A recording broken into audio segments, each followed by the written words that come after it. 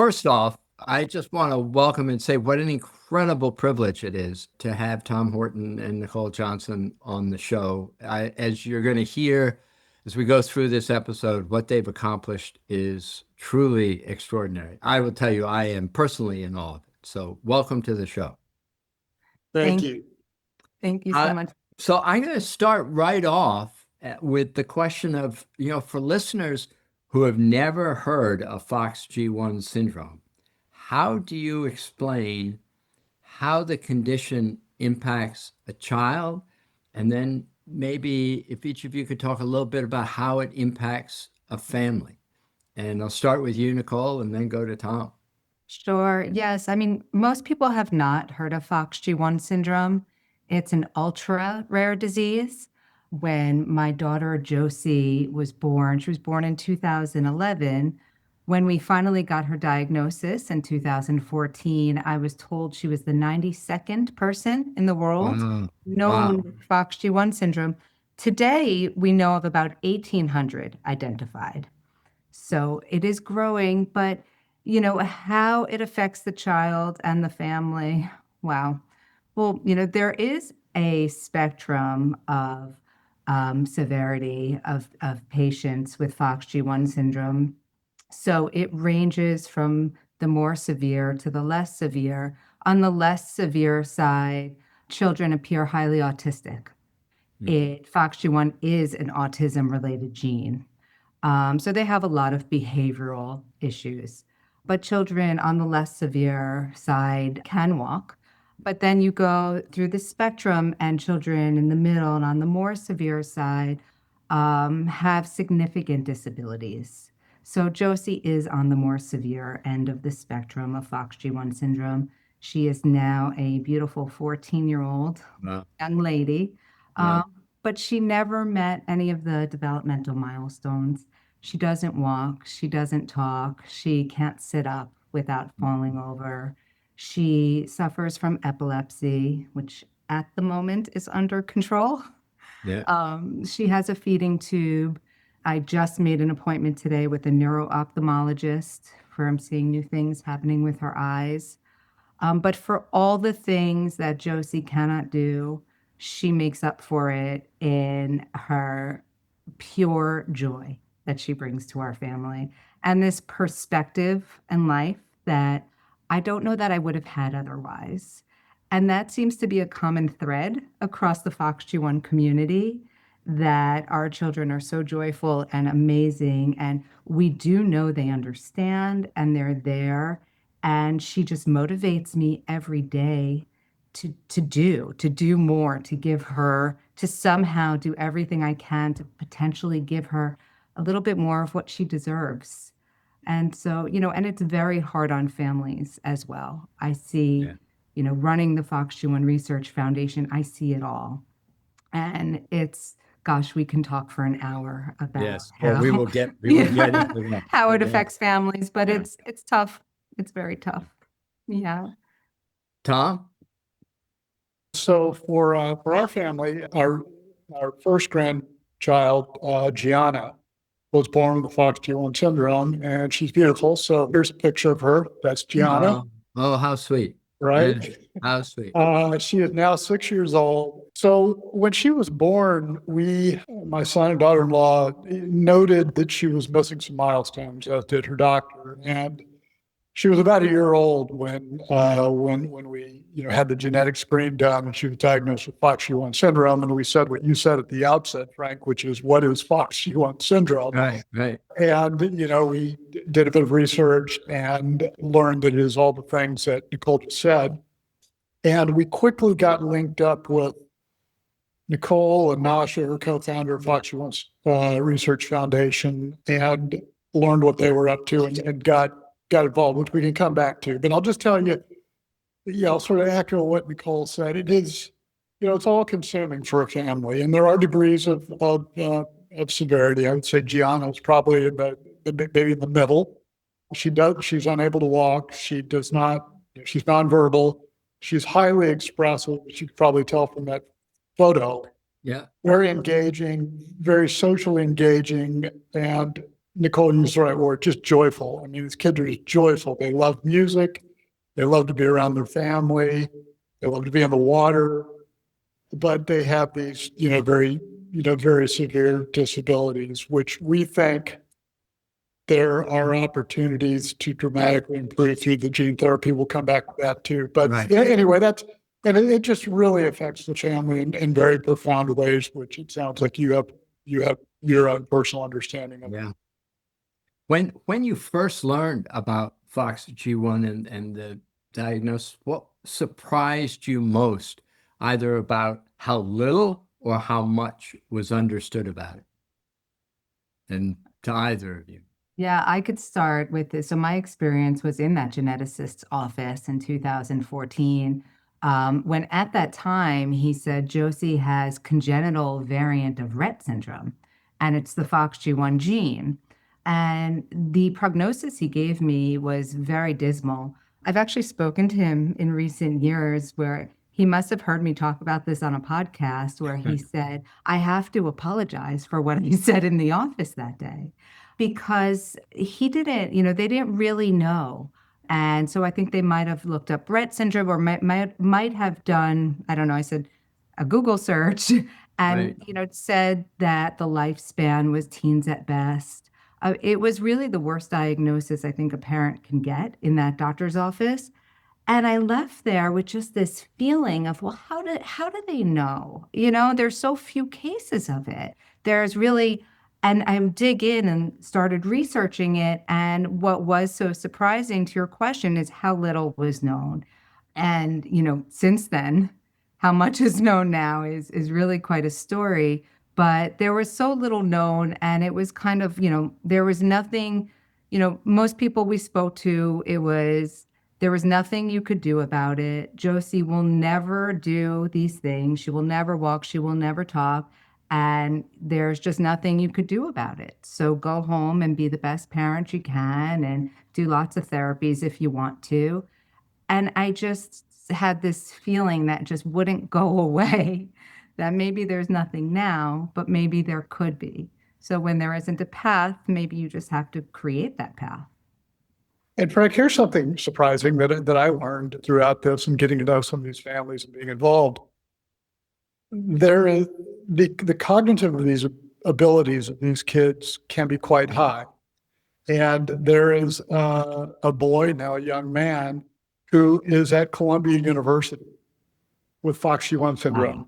Wow. Diagnosed late, he has many of the characteristics Nicole just described, but his father constructed a communication mechanism for him, which is a whole story unto itself. But so these kids have a lot to say, and there's a lot going on in their minds, and it almost makes it that much more wrenching Right. to think that they're unable to communicate, what they think and how they feel.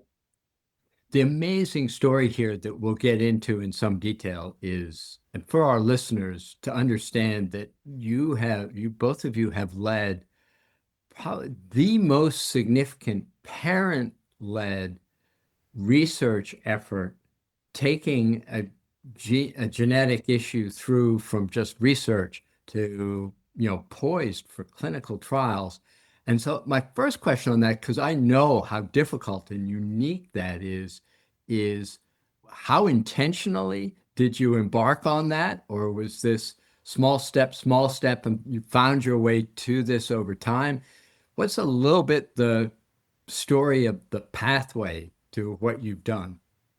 Yeah, so I'll start with that. So when I met my co-founder of the FOXG1 Research Foundation, Nasha Fitter, whose daughter is Amara, we just had the longest phone conversation. She called me, she had read my blog that I was keeping, and we just talked for hours and said, hey, there's got to be a way. There's got to be a place to start.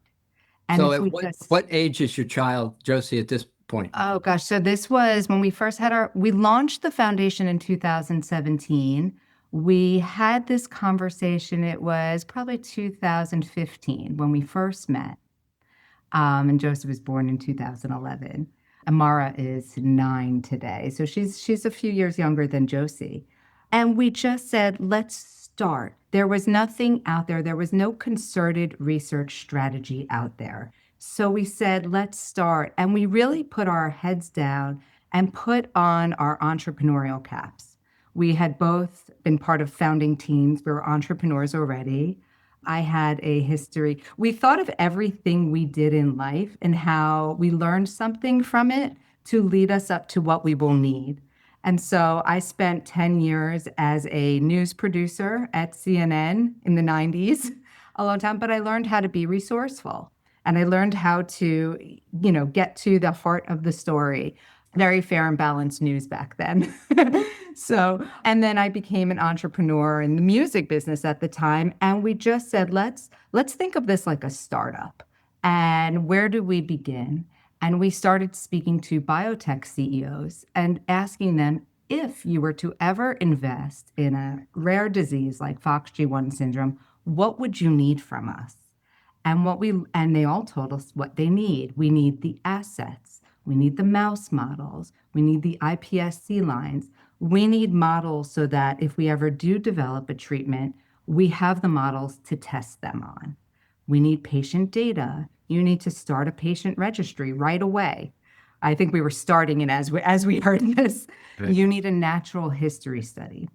And I could talk to you for another hour of how we then reinvented the way natural history studies are done because we realized that we need better, richer data faster. So we found out a way to make natural history studies digital models. So they told us everything that they would need to even look at us. And we did the work back approach and we created everything to really build the foundation. And something that was very important to us was to realize that there are different mutation categories of FOXG1 syndrome. And we're not just here to find a cure for our own children. There are children born with different mutation types. So we made sure that all of our models matched the different mutation types and that all of the data laid on top of it so that we can really be here for the worldwide community of FOXG1 syndrome. And we really just kept this startup mentality and looked at all the verticals that a business has and built it, like you said, step by step. So our goal was always, we want to have therapeutic treatments for children. We knew that there was this rise in genetic therapies happening. We're living in this scientific renaissance right now, and the science is there. And so we kind of kept our heads down and did step by step, knowing that's the goal. And then I think a huge part of it is really the people that joined us along the way. It's pretty miraculous that, we just kept our heads down doing the work, but all the people that were necessary to help advance this were right in front of us, came to us, including the Lees, who are the world's leading scientists on FOXG1 syndrome, who also happen to be FOXG1 parents. So this is really a parent-led drug development story. And then Tom joining us and, having this great experience in working with this American business leader who has joined us and, really this mentorship and helping us just change our fundraising strategy, helping us launch our campaign. So I always say that while getting Josie's diagnosis was not a fortunate event, everything since that day has been a series of fortunate events, and I'm so grateful. So Tom, our listeners know about your extensive business background and all your accomplishments. Did you look at this in the foundation at the start and say, "Oh, gee, this is interesting, but really, a parent-led innovation at this for issue this complex is really not going to be very effective. What we need to do is the more traditional, raise money and give it over to others effectively." Well, Frank, I would say I came in, I don't know anything about this. I don't really know anything about raising money. I'm not a scientist. I didn't really, yeah, I just thought to myself, what can our family bring to this to help? And we were blown away by Nash and Nicole and what they had accomplished at that point. You just heard some of it, and I'm sure Right. you can appreciate that. We got to know them in probably early 2021. So it was, I think first quarter 21, we got together. It was during COVID. It's over a Zoom call. And, we heard some of the pitch you just heard and the groundwork that had been done. And we were just so struck by it. Obviously, a very profound thing in our own family, but we appreciated how, with all the resources our family has, just how hard this was on these hundreds of other families around the world. And there are many stories which we can tell you about, but this became our principal philanthropic mission.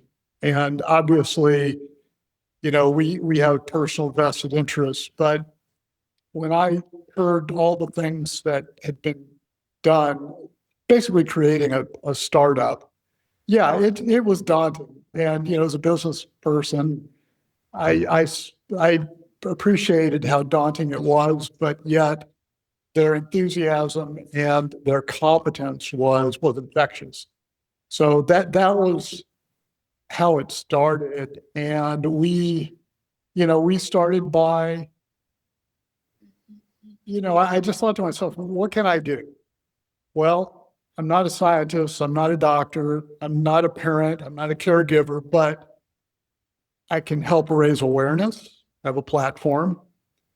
I can raise money, and I can pray for these kids and pray for the parents and the families. And I thought those are three things I can do, our family can do, and that's what we're going to do. So it started with, after meeting Nash and Nicole and spending a little time with them, learning about the lead lab at University of Buffalo, getting a little bit more diligence under our belt, we decided to make $1 million donation to help jumpstart the next chapter. And we said we'd match, the first $1 million in donations. I sent a letter out to 70 or 80 of my close friends, and business colleagues. And, very quickly, we had $1 million matched. And that was sort of that's how we got involved. And I'll tell you one last little anecdote from that. I sent these letters out and we got some big donations. It was just so heart-rending. But I got a response from one guy, kind of a crusty Wall Street guy who wrote a big check. And I had sent a letter out with a picture of Gianna. And, he responded to me. He responded to me with one sentence. And he said, "What a beautiful gift." Oh. And I've said that to Nicole a couple of times.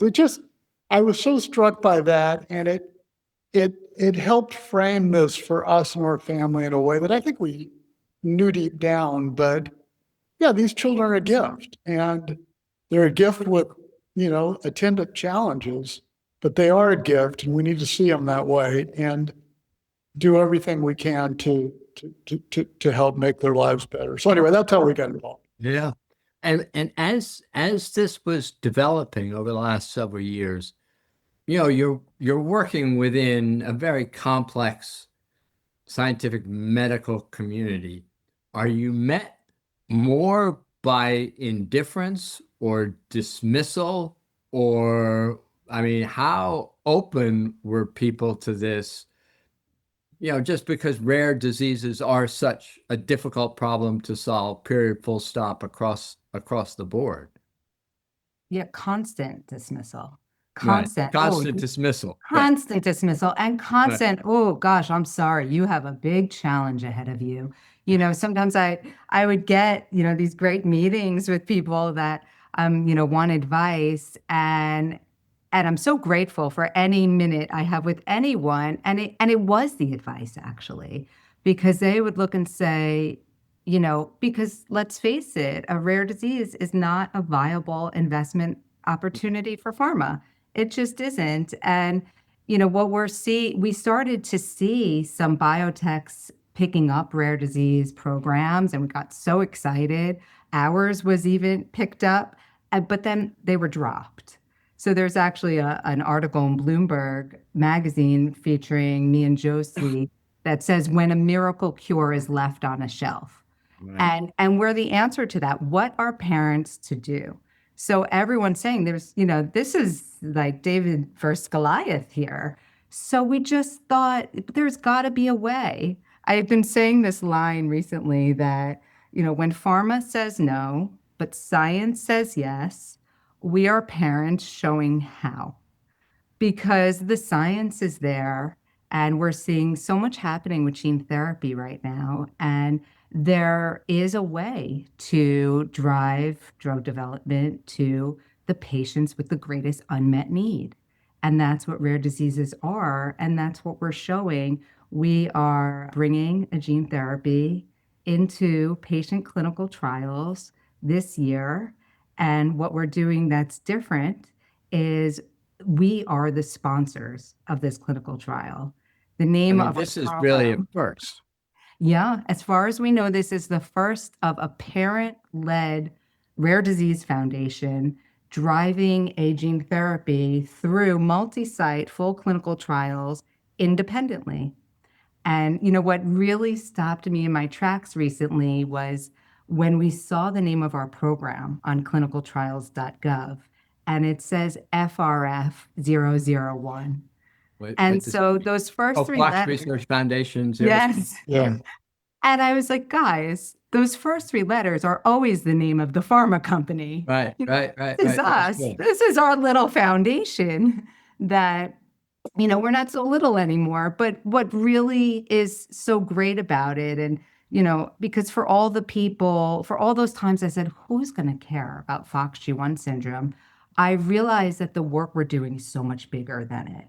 So not only once we realized that it's an autism-related gene, that was a big aha moment, but that we're paving the way for other rare disease parents to, drive treatments to their children. So we're creating this new model to cut down the cost and the time to and giving a way to sponsor it yourself. So we're able to sponsor it ourselves because we have found this new model to cut down the cost and time, where typical drug development can cost $180 million, Right. take 30 years. We have found a way to do it in 12 years for around $22 million, not $180 million.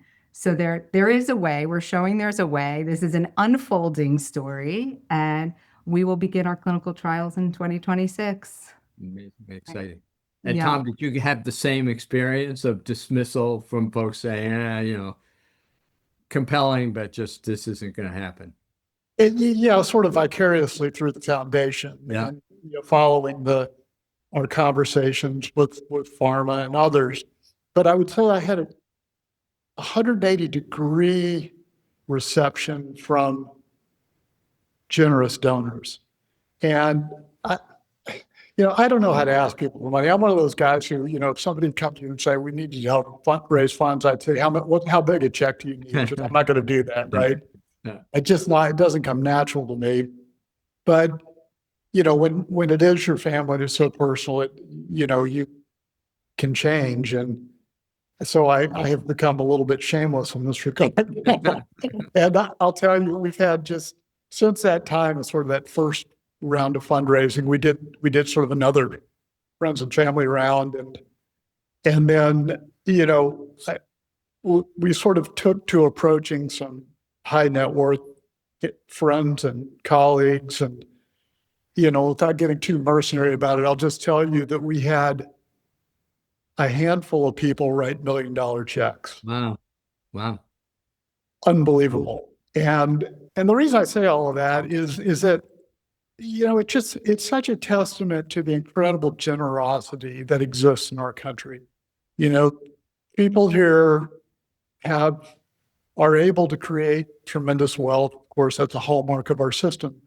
But when you have a need like this and you put it in front of them and you explain it to them, and yeah, maybe there's a personal relationship, which is helpful and meaningful. It's extraordinary how people will rally to it. That's terrific. And that's been, so yes, on the kind of the commercial side or the pharma side, we've had a lot of, we've had some doors slammed in our faces.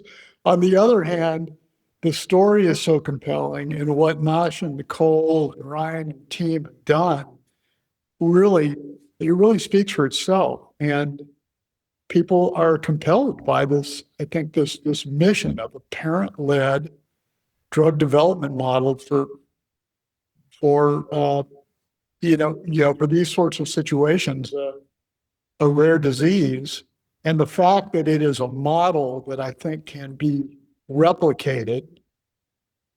And I think it resonates with a lot of people. What do you think the scientific medical community has learned from interacting with a parent-led effort like this? Nicole, take it away.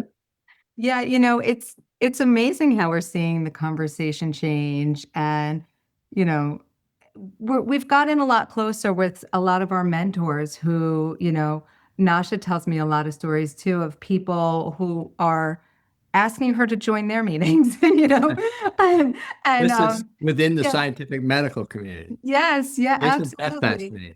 fascinating? It's one remarkable thing that happened along the way was we launched the FOXG1 Research Center at the University at Buffalo with the Lee Lab. And that was a very unique experience to have an academic institution get behind a rare disease and create a lab just for one rare disease where they had 20 different scientists working on different aspects of FOXG1. So we're just seeing this change happen within this space where, and it's also a very exciting time with gene therapy and different modalities. So you're hearing about gene editing and some just remarkable stories. So, we hope that in the industry and in the community, people will pay more attention to realize that it is the patient advocacy groups that are moving the needle for rare disease drug development. Yeah. So we're hoping that this. What were the numbers again? It was over $100 million, and you've gotten it down to 22. Yeah. So traditionally, it's $180 million and 30 years. So our model is we are bringing this FOXG1 gene therapy through clinical trials for $22 million, as long as everything goes as planned. Yeah. And we've done it since beginning 12 years. So really shorten that timeline. What were some of the inflection points in this effort? Something, the big challenge moments that you had to get over to get to this point of being on the verge of clinical trials? Gosh, well, fundraising for sure, that's always, so, once we identified our lead candidate, that gene therapy compound, so it was really getting to that point. So everything before identifying this gene therapy compound were more of the hurdles. So what was our first therapeutic program going to be? So at the beginning, the very beginning, you basically just throw a wide net, so we had grants out to different scientists who cared about FOXG1 syndrome. And we had to learn lessons of what was worth it, what wasn't worth it, doing all the basic science at the beginning, but then really being laser focused on, okay, now how are we going to take all this basic science and turn it into translational science and have a therapeutic program move forward? So there was a lot of bumps and hurdles along the way, a lot of lessons, but a lot of learning and understanding of this gene that there was so little known about. The patient data, rallying the worldwide community of patients. So that was so I often say that this foundation is a three-legged stool. So one is the science, one is the patient data, and then the other is the community. And without one of those legs, the stool falls over. So everything is equally as important. So there were a lot of inflection points in the science. There was the inflection point of realizing that if we really wanted to get enough patient data to get through a clinical trial, we were going to have to reinvent the way these studies were done. Because we saw that the way natural history studies were done was I would have to bring Josie into a clinical center and they would evaluate her, and I'd bring her in maybe twice a year. And that's the data on Josie. And we realized, and when we looked at the timeline of natural history study data programs, they were, I think, 12 years. So I just imagine in this, listening to you both, that, and I probably the same thing I asked before, but I'm just imagining a lot of people saying, I understand your passion on this. I understand your passion as a parent or a grandparent, but you just don't understand blank. Yeah. And, take a step back. You don't, was that a constant? Were you Yeah. always sort of beating against the current on that? Or did you have some real people behind you who are saying, no, within the scientific community who were pushing? Yeah, so it's both. So that was constant. And I think our mentality was we couldn't listen to it. We just had to say, well, we do understand. We understand what isn't understood, and we're going to find a way how. So we just really kept our heads down and put blinders on, because if we didn't, we would be, we didn't want to believe that it couldn't be done. So we believed that it could. And that's our mindset is really just believe that it could be done and the right people will join you. So the ones who didn't, we tried to see how we could show them that it can. And that was really, we always turned it into a positive. We always turned and we understand where they're coming from. So we're going to show them to understand where we're coming from. And there, from that first conversation with Nasha in 2015, there's got to be a way. And we're showing that there is. So for all the naysayers, for anyone who ever says it can't be done, we just truly believe that it can. And of course, we'll celebrate when, the children receive the gene therapy. And we're not celebrating yet, but we know we're on the road to, really improving parents, families, and children's lives. And I like to think of the children who aren't even born yet and the parents who are going to go in that geneticist's office and find out your child has FOXG1 syndrome. And then in the next sentence say, but there's a treatment. So really, I think of that day that I was in the geneticist's office in 2014 and that feeling that how does he know? And I don't want another parent to ever have this experience again. Yeah. So, Tom, as you're engaged in this and interacting with it, do you see an inflection point? Do you see a point where you go, this has been a great emotional commitment, but actually now I see it's moving to true broad significance? Yeah, there are a couple things. The answer is yes. We do have a very accomplished scientific advisory board. So we probably haven't given enough credit to the scientists that are in and around this thing who've been helping us in an advisory capacity. Then we have this lab at the University of Buffalo with some 20 people actively working to develop the gene therapy compound. We Are hired. you in Buffalo? Why Buffalo? Oh, so that's where the Lees were recruited to. They were in Ohio, and then University of Buffalo brought them over. Yeah, no, I'm in New York, but not that north. Got it. So that just happened to be where they were, and that's the couple who are FOXG1 parents who are leading this research lab, which is extraordinary. It's been supported by the university, which is part of the State University of New York. So it's been really incredible. So that, I think, a big inflection point, started early on, but really got ahead of steam. And then we hired a drug developer who is one of the most accomplished drug developers you could find anywhere. Who's got just incredible resume, who is leading our drug development effort, which is a whole science unto itself, as I'm sure you can appreciate, Brian. And so he's navigating the waters with the FDA and the whole process of getting it manufacturers and everything, get it to actually bring it to market. So all those things have come together. So a lot of science and a lot of, pick and shovel work around getting it together. I do think, as Nicole said, this is parent-led and privately funded, so raising funding sufficient to get up ahead of steam here and give us credibility was important. And to date we've raised $14.5 million. We've got a ways to go, but we've got a line of sight on some of the next tranches of fundraising. So getting the funding in place has given us I think, an important, it's given us, it's been a bit of a turbocharger. So it's been, it's been jet fuel on the fire here. Yeah.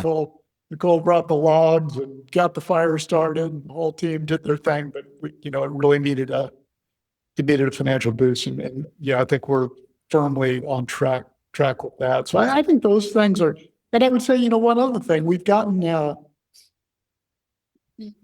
story is important, right? That's what helps you build momentum and build awareness, fundraise. And we've had a lot of help. So early on, in addition to financial support, we've had some pretty heavy hitters come in with pro bono help. So, Declan Kelly, who founded Teneo, has leaned in both as a very large personal donor, but he brought his firm Teneo to the party here to help us build the story and tell the story and work with Nicole, who's a pro in this in her own right. And they've been very helpful. And he's gone on to found another firm. He's continued to be helpful at Consello. Teneo continues to help us out. Paul Weiss has leaned in as we've got some of the very best IP lawyers helping us manage the IP process here. So it's just been you think about the heroes in this, and it's all the people who have donated their time and their money and their energy and then of course the ultimate heroes are these parents, the parents who are taking care of these kids every day. So it's just been a virtuous cycle. Maybe it's the best way to describe it. Nicole described it, we all got that news early on, and it was disappointing and hard. And yet ever since, it seems like things just keep getting better and we keep making progress. And that's all you can do. So, Tom, I want to ask you about your 500-mile walk. Maybe just describe it briefly to our listeners. And what message were you trying to send to donors and researchers and to families? Yeah, so we, as you can imagine, our little philanthropy group has been hatching lots of ideas about how we raise another few $1 million.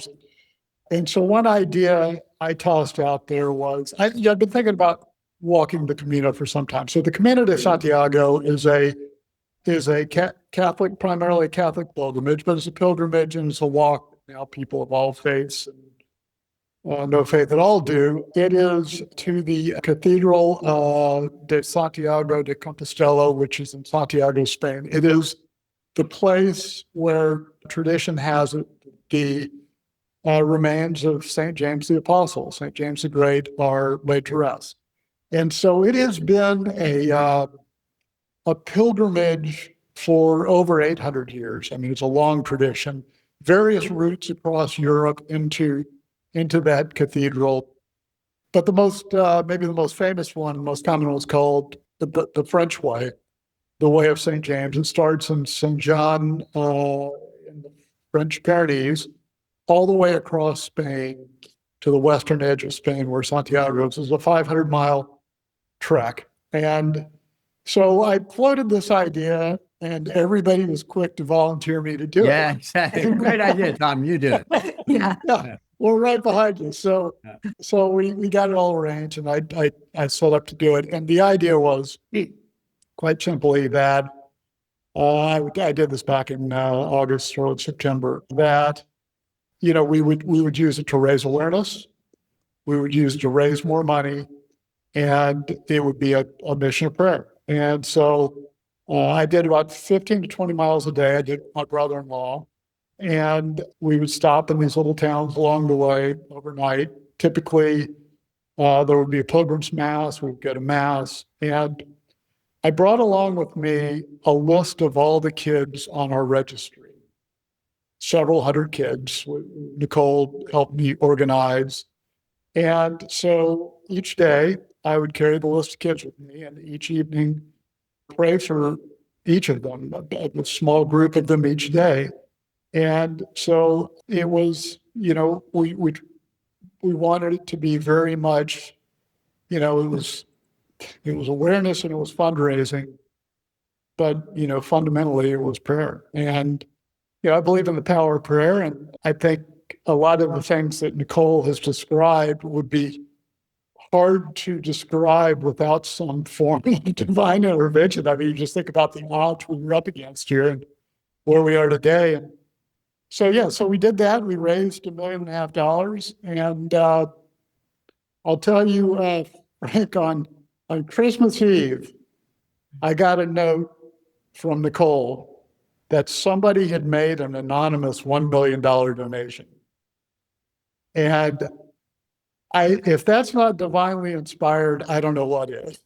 So it was incredible. And again, just such gratitude to people who have weighed in, large and small, to help us bring it where it is today.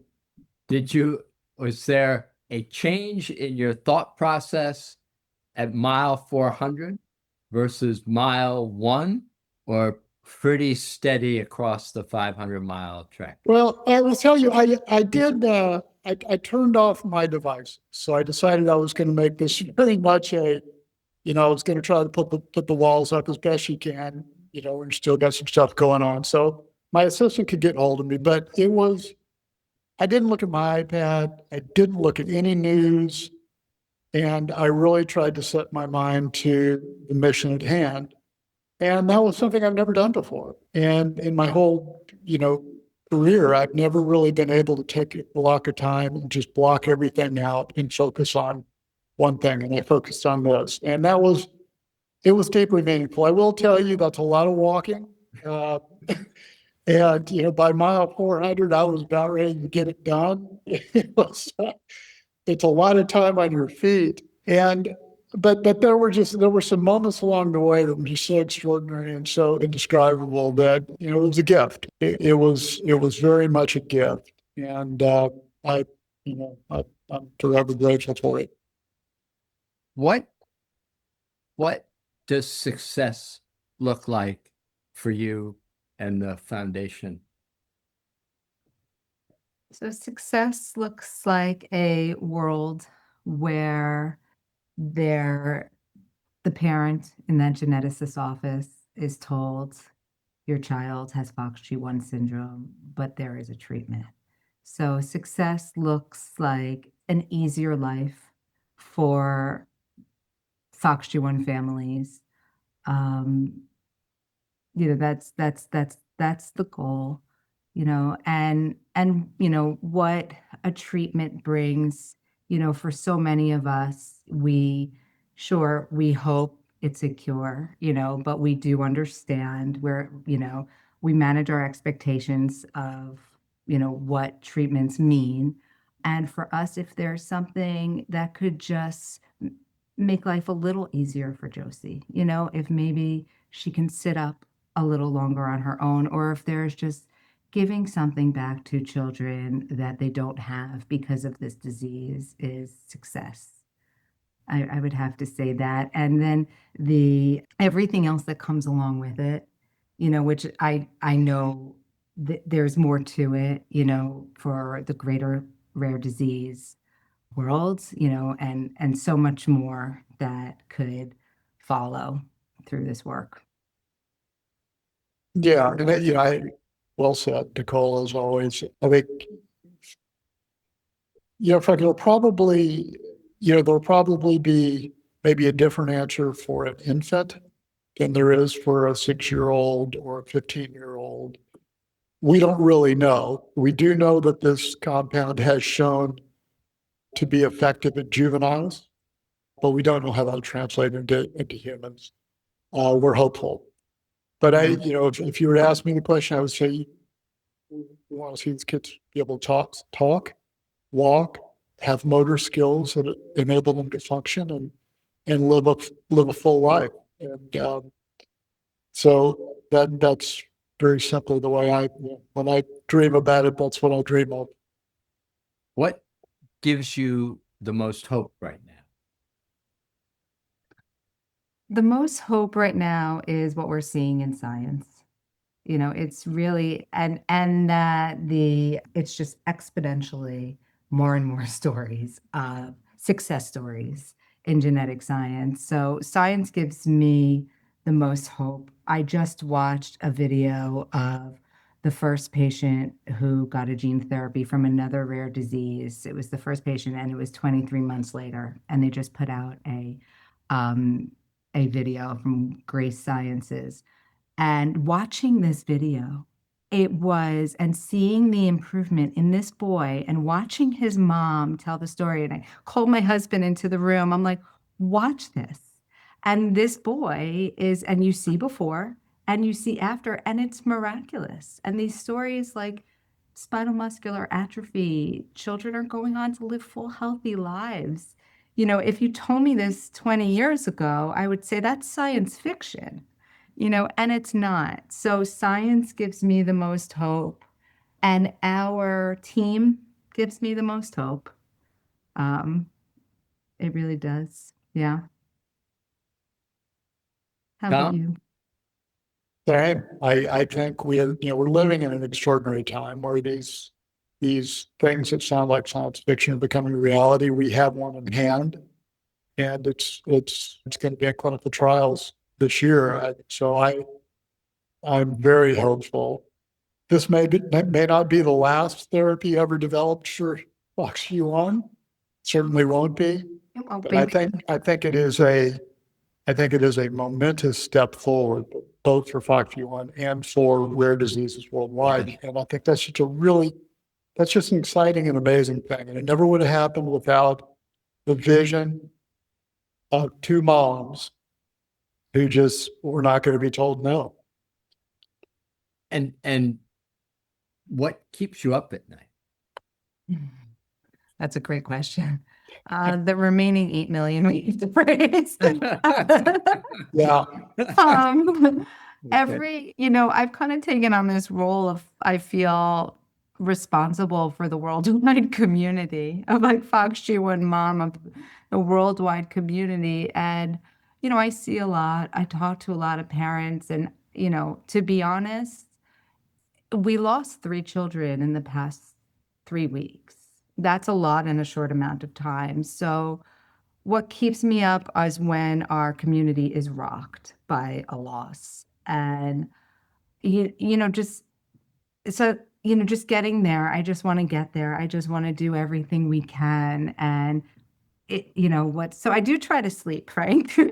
I do my best because I know I need my sleep. But, there's just so much to think about. And, and I'm really thinking of every family and just really like Tom said, this is the first treatment for FOXG1 is, we want to be here. We want the FOXG1 Research Foundation to go on and on to make sure that as science improves, we improve with it. And just really, it's the suffering of the children that motivates me. It's the suffering and the pure joy of the children that motivate me. And so it's, a lot on our shoulders, but I'm sleeping a whole lot better in the past year, really since Tom joined us. Thanks, Tom. And just really seeing everything happening. It's helping. You do think a lot about the families. Yeah. Both of our families have resources. We were able to help our kids with Gianna and, night nurses and this sort of thing. But sleeping is a challenge for these kids. Brought up sleep. It is a challenge. And so in addition to all the challenges of caring for the kids during the day, sleep is often interrupted. That makes it very challenging for families. So we're trying to hold down jobs and carry on with life and maybe have other kids and all the demands of life that we all have. So I think about them. And during, Nicole has brought this to life on a number of occasions for me, ways that I don't see in my own family. Early days of the Russian invasion of Ukraine, there was a FOXG1 family that became war refugees. And Nicole and the foundation jumped in to help out. And I just thought to myself, I just couldn't even fathom what that would be like. You being on the move, on the run, trying to feed your child with a G-tube. And I just couldn't even imagine that. And yet, you think, well, there are kids all over the world. I mean, people in the United States have a different reality than maybe kids in Africa do, or parts of Asia or India or wherever. It's almost unfathomable. So again, for our listeners, what you all have accomplished to get this to this point of clinical trials is truly exceptional and extraordinary. And this is a podcast that celebrates crazy good turns, people who do amazing things for others. You both and your colleagues are doing that for FOXG1 and other families. But I always ask our guests closing questions, so I'll ask each of you. Who has done a crazy good turn for you? So I'll start with you, Nicole. Who's done a crazy good turn for you? Gosh, who has done a crazy good turn for me? So many people. I feel everybody who's joined. I mean, I am so moved by every person who has some touch point to this mission of mine and of ours, of all of ours. And, I have Josie's fundraising team on the website. We all have our own personal teams. And when I see these names of people in my life who, whether they donate $36 or $500 or $10, it's someone from high school or someone I worked with in my 20s or someone, I can never show my gratitude for the people who take time out of their day to join me. Even if it's someone who sends me a message, say, I see what you're doing, and I just want to say you're inspiring.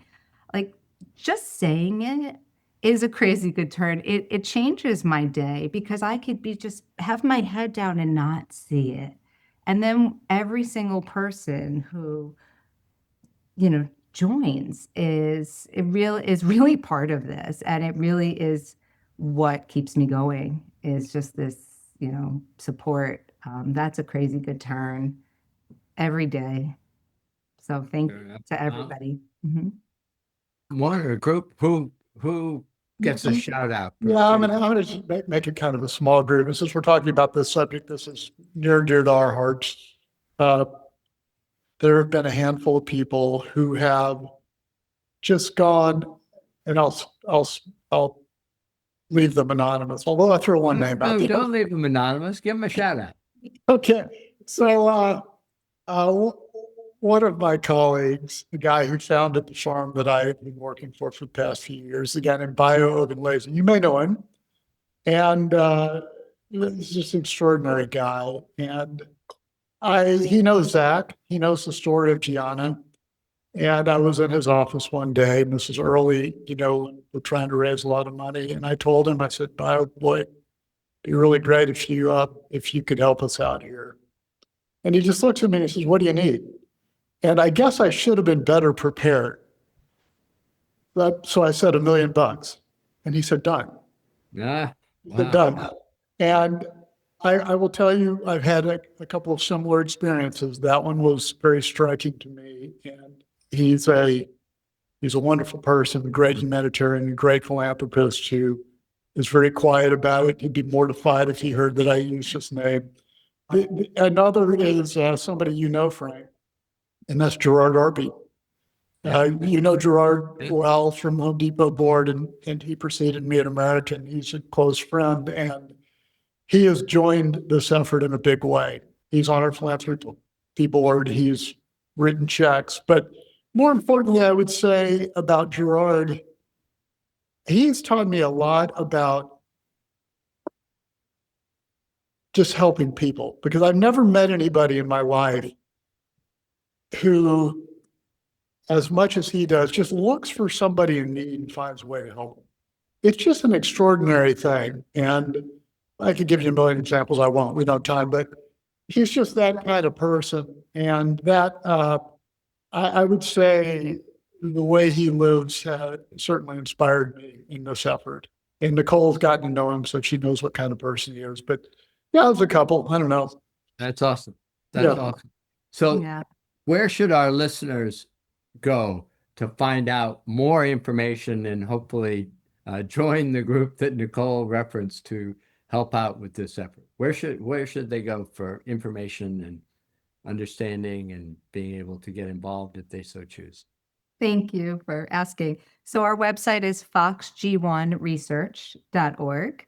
And that's FOX, like the animal, the letter G, the number 1, research.org.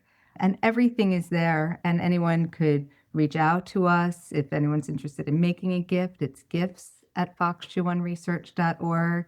And I would be happy to present to anyone, anytime, meet anyone, anytime who would be interested in a crazy good turn for our children. Perfect. Well, again, I can't thank you both enough for being on the podcast. Truly, I mean, just an exceptional thing that you've accomplished and are still in the process of accomplishing. And the interesting thing is, I mean, we can't even scratch the scientific element of what you've done, but this potentially has implications not only for FOXG1, but for a host of other diseases that are rare and structurally very difficult for the medical community to reach now, that will be able to potentially be reached with the work that you've really led the path on. So Yeah. amazing, crazy good turn. Thank you. And I just want to say, Frank, I have learned so much through your website, through your podcast and your blog as well, learning from other people who are doing remarkable things to make the world a better place. And it inspires me in what I do every day. So thank you for what you do to shine a light on so many organizations that are, they're in it for the good. And it's a beautiful podcast. What I tell people, I thank you, for that. I tell all our listeners that listening to this podcast is its own crazy good turn, because what the two of you and those around you have done, I mean, just more people ought to be talking about that, because it's just so cool. I mean, it is just such both a labor of love, but also just a great way of giving back to your fellow humanity. It's amazing. So thank you. Very much appreciate it. Thank you, Thank Frank. you. Your Thank you. podcast is amazing, and we appreciate you giving us a platform to keep telling the story. It's a story that Nicole is really good at telling. Thank you. Thanks. All right. Awesome. Just a brilliant job. And we will have this conversation in a different way continue with the Marcus Foundation, because I don't know, has Jonathan reached out to you, Nicole?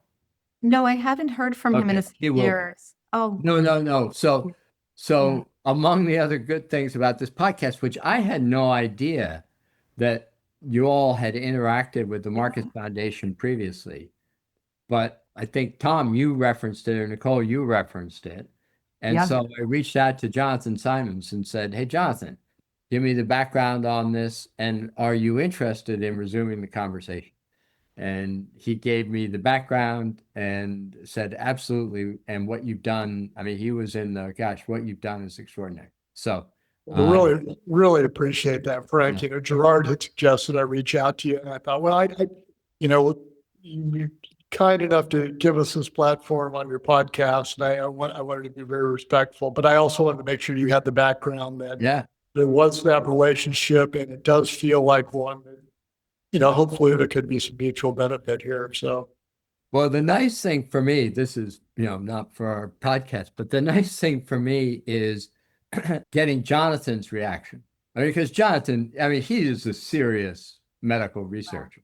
Yeah. And he's most of the stuff he talks about, I don't even begin to understand. But he's, just so that you know, he's super impressed, very impressed with how Thank far you you so guys much. have taken. Yeah. And it was such a wonderful meeting. He was, he said, you had me at hello.